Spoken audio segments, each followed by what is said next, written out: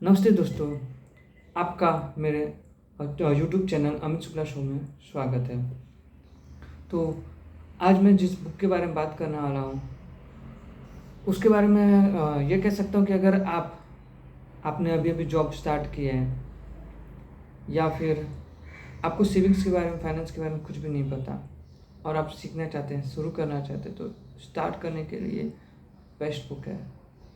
क्यों? क्योंकि फाइनेंस बहुत मुश्किल होता है, उसमें बहुत ही कॉम्प्लिकेटेड वर्ड्स हो सकते हैं और अगर आप फाइनेंस बैकग्राउंड से नहीं है तो आपके लिए बहुत मुश्किल हो सकता है। पर इस बुक में बहुत ही सिंपल भाषा में, बहुत ही आसान भाषा में आपको कहानियों के द्वारा फाइनेंस के बेसिक कॉन्सेप्ट सिखाए गए हैं। चाहे कॉन्सेप्ट बेसिक हो पर ये आपको हमेशा हेल्प करेंगे, ये आपके हर तरह से हेल्प करेंगे। तो आज मैं जिस बुक के बारे में बात करने वाला हूँ उस बुक का नाम है the richest man in Babylon. ये बहुत ही फेमस बुक है और बहुत से कंपनीज, बहुत से mutual fund companies, investment companies इसको अपने नए इन्वेस्टर्स को देती हैं सिखाने के लिए, फाइनेंस सीखने के लिए। तो इसमें इस बुक के बारे में बैकग्राउंड बताऊं तो ये बुक हमको लेके जाती है आज से 8,000 साल पहले, पास्ट में, एक सिटी में जिसका नाम है बेबीलोन, जो उस समय की रिचेस्ट सिटी मानी जाती थी। अकॉर्डिंग टू दिस बुक, जो वहाँ का डिस्क्रिप्शन दिया गया कि वहाँ पे ऐसा कुछ भी नहीं था, ना कोई गोल्ड माइन थी, ना तो कुछ ऐसा था जिससे वो लोग पैसा कमा सके, वो सिटी अमीर बन सके। वो सिटी अमीर थी वहाँ के लोगों के कारण, वहाँ के लोग जो पैसा बनाने के प्रिंसिपल्स के बारे में जानते थे उसके कारण। तो चलो स्टार्ट करते हैं कि कौन से ये रूल्स हैं जो बेबीलोन में यूज़ होते थे और आज भी वो यूज़फुल हैं। तो 7 curse for lean purse, 7 cures for lean purse, curse नहीं। तो क्योर मतलब क्या? इलाज। तो अगर हम सबके पास में खाली पर्सेस हैं तो उसको कैसे भरे, अपने पर्स को कैसे भरे, अपने बटुए को कैसे भरे, इसके बारे में चलो सीखते हैं। तो फर्स्ट रूल है start your purse to fattening. Purse को हम सब कमाना चाहते हैं, सब चाहते कि हमारे पास हमेशा पैसे हों। तो फर्स्ट रूल क्या है? फर्स्ट रूल ये है कि अपनी इनकम का 10%, मिनिमम 10%, जितना मैक्सिमम आप कर सके, जितने कंफर्टेबल हो, फोर्सफुली नहीं, क्योंकि अगर आप फोर्सफुली करेंगे तो डिसिप्लिन नहीं होगा, उसे फॉलो नहीं कर पाएंगे। तो अपनी इनकम का मिनिमम 10% जो भी आप कमाते हैं वो आपके लिए है, उसे आपको सेव करना है आपके फ्यूचर के लिए। फ्यूचर कार के लिए नहीं, फ्यूचर घर के लिए नहीं, फ्यूचर मोबाइल फ़ोन के लिए भी नहीं। आपको लेना है नहीं, इस 10% से नहीं, आपके बाकी जो 90% इनकम है उस पर करिए। ये 10% आपके फ्यूचर के लिए रखिए, आपको फाइनेंशियल इंडिपेंडेंस दिलाने के लिए रखिए, उसे किसी भी तरीके से स्पेंड मत कीजिए। तो 10% ही क्यों? और 10% तो बहुत छोटी रकम है, आप सोचेंगे कैसे इससे अमीर बन सकते हैं, इसके बारे में आगे नेक्स्ट रूल में बात करूँगा। लेकिन फर्स्ट ये समझते हैं कि 10% ही क्यों, 20% या 30% क्यों नहीं, क्योंकि 10% आसान है करना है। अगर आप 1,000 रुपये कमाते हैं और उसमें से 100 रुपये निकाल लेते हैं तो भी आप 900 में आपका खर्चा निकाल लेंगे। हो सकता है फर्स्ट मंथ में आपके लिए थोड़ी प्रॉब्लम हो, लेकिन अगले महीने से आपके लिए बहुत ही सिंपल हो जाएगा। और किसी भी चीज़ को फॉलो करने के लिए, डिसिप्लिन को फॉलो करने के लिए सबसे पहला रूल है कि वो आसान होना चाहिए, स्टार्ट आसान होना चाहिए, नहीं तो आप उसे फॉलो नहीं कर पाएंगे। Second rule, control your expenditures.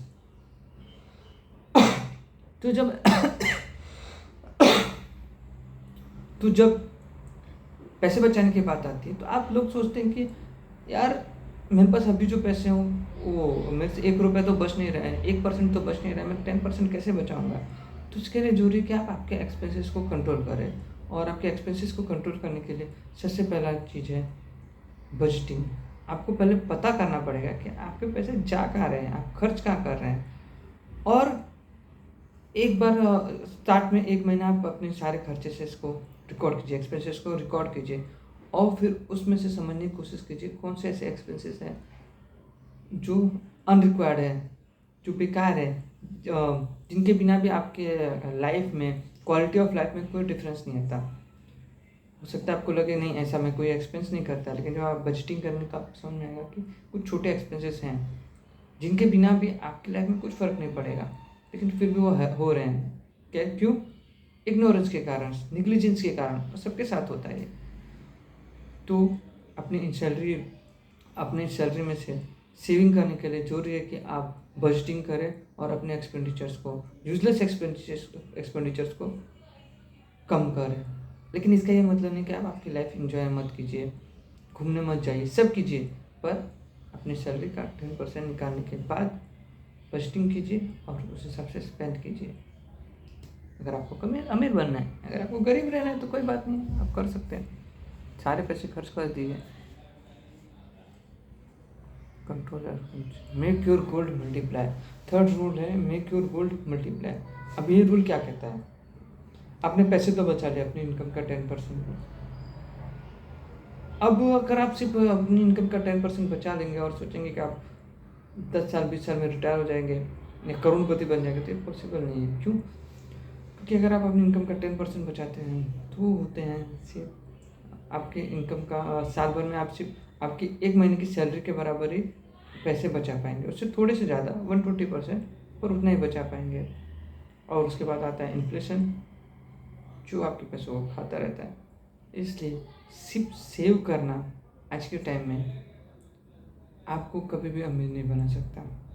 इसलिए जरूरी है कि जो भी आप पैसे सेव करते हैं उसे इन्वेस्ट कीजिए, सेफ जगह पे इन्वेस्ट कीजिए। अब इसके बारे में मैं आगे रूल में बात करना वाला हूँ कि कैसे पता चले कि कौन सा इन्वेस्टमेंट सेफ है, कौन सा नहीं। फर्स्ट रूल तो यही है कि ऐसी जगह मत लगाइए जहाँ पे आपको पता नहीं है कि वो कैसे काम करता है।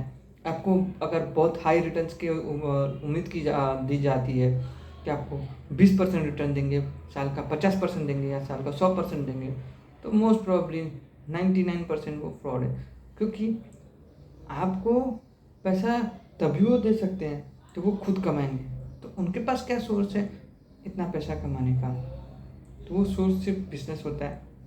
लेकिन बिजनेस 100% सिक्योर रिटर्न्स नहीं देता, तो इसलिए ये इम्पॉसिबल है कि आपको कोई 20% या 40% फिक्स इंटरेस्ट, फिक्स रिटर्न्स देते रहे।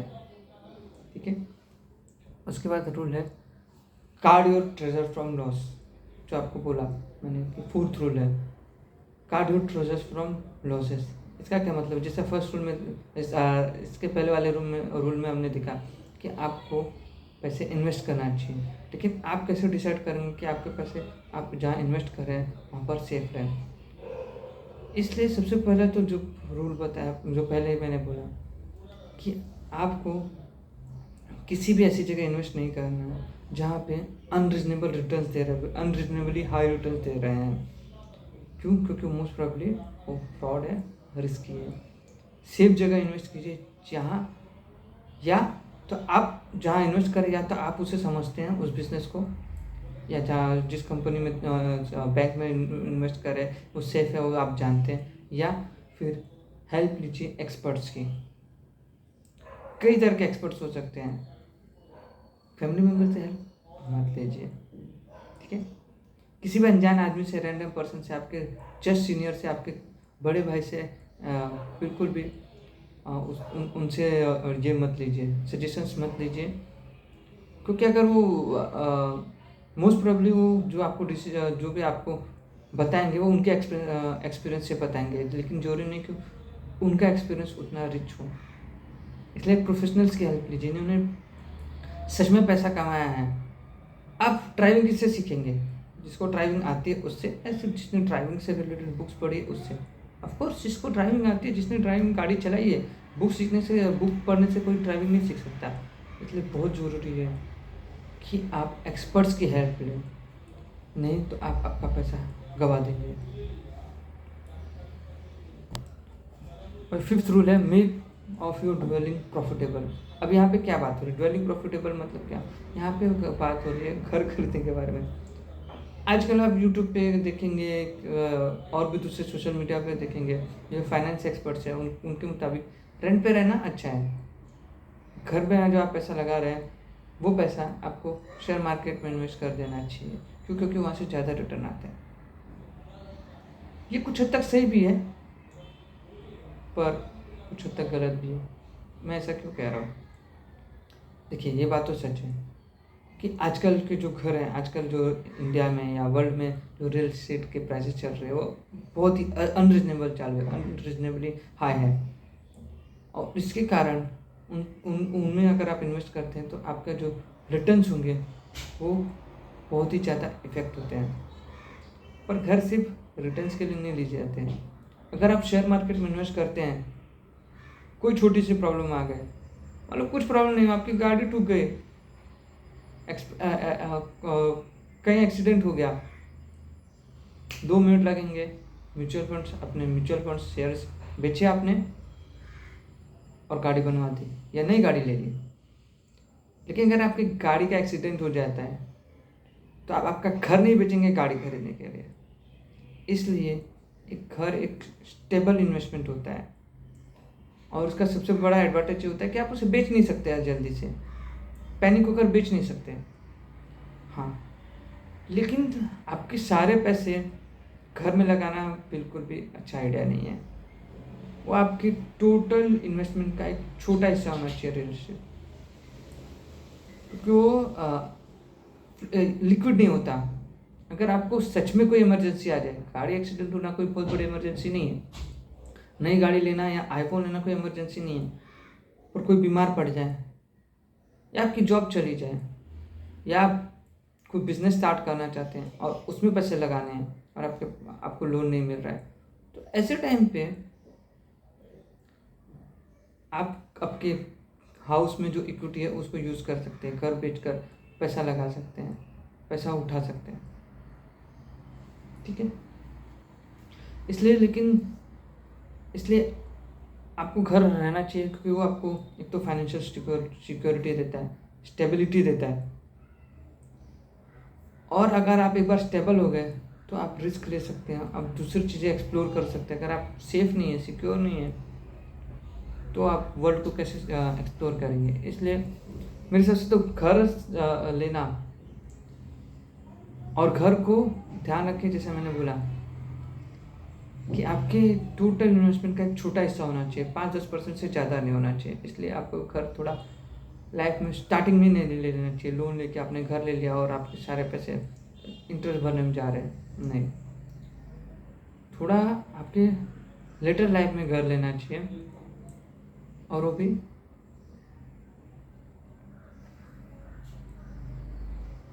आपके टोटल इन्वेस्टमेंट का उसका 10% से ज़्यादा नहीं होना चाहिए टोटल इन्वेस्टमेंट का। ठीक है। 6, जो इंश्योर योर फ्यूचर इनकम, इसमें बात की गई है कि आप कैसे आपके फ्यूचर को सिक्योर कर सकते हैं। और अगर आप आपकी जर्नी स्टार्ट कर रहे हैं, सैलरी अभी आपने जॉब पकड़ी है, तो ये बहुत ज़रूरी है। क्यों? कि जब इंश्योरेंस की बात आती है, हेल्थ इंश्योरेंस और लाइफ इंश्योरेंस, ये 2 इंश्योरेंस बहुत ज़रूरी है आपकी सिक्योरिटी के लिए। इन दोनों में आप जितना जल्दी इन्वेस्टमेंट स्टार्ट करते हैं, आपका EMI, आपका कॉस्ट उतना कम होता है। इसलिए जल्दी स्टार्ट कीजिए, जितना रिक्वायर्ड है उतने का ही इंश्योरेंस लीजिए, और बहुत ही सोच समझ के इंश्योरेंस को और इन्वेस्टमेंट स्कीम्स को कभी भी मिक्स मत कीजिए। दोनों अलग प्रोडक्ट हैं। इंश्योरेंस सेफ्टी के लिए होता है, और जो सेविंग्स जो इन्वेस्टमेंट होता है वो आपकी इनकम को बढ़ाने के लिए होता है। दोनों मर्ज करेंगे, डिजास्टर होगा। एग्जाम्पल, हेलमेट सेफ्टी के लिए होता है। अगर आप उसे एज एन फैशनेबल थिंग देखेंगे और वैसा यूज़ करेंगे तो it will be disaster for you. 7, increase your ability to earn. ये क्या है? जो आप बहुत से लोग बोलेंगे, मैं खुद सोचता हूँ कि मेरी जो इनकम है, सैलरी है, बहुत कम है, तो मैं कैसे अपने सेविंग का कैसे पैसे बचाऊँ? तो सबसे पहला इन्वेस्टमेंट आपको किसी बैंक में, FD में नहीं, आपके ऊपर खुद करना चाहिए। कैसे और क्यों? सबसे ज़रूरी है कि आप आपके ऊपर इन्वेस्ट करें, कोर्सेज करें, आपकी स्किल को डेवलप करें, जिससे आपकी इनकम बढ़ेगी, तभी तो आप पैसे बचा पाएंगे। इसलिए आपका सबसे पहला इन्वेस्टमेंट आपके अंदर, आपके ऊपर होना चाहिए, आपके डेवलपमेंट पे होना चाहिए। कोर्सेज कीजिए, आप जो भी जॉब कर रहे हैं उसमें हार्ड वर्क कीजिए और आपकी इनकम बढ़ाइए। अभी तो 7 कोर्स हो गए, और अगर आपको और भी जानना है तो मेरे चैनल पर बने रहिए। Please subscribe, like and comment. अगर आपको कुछ प्रॉब्लम लगती है मेरे वीडियो में, कोई मिस्टेक की है मैंने, तो प्लीज़ कमेंट्स में हाईलाइट कीजिए। थैंक यू वेरी मच, और मेरे साथ बने रहिए।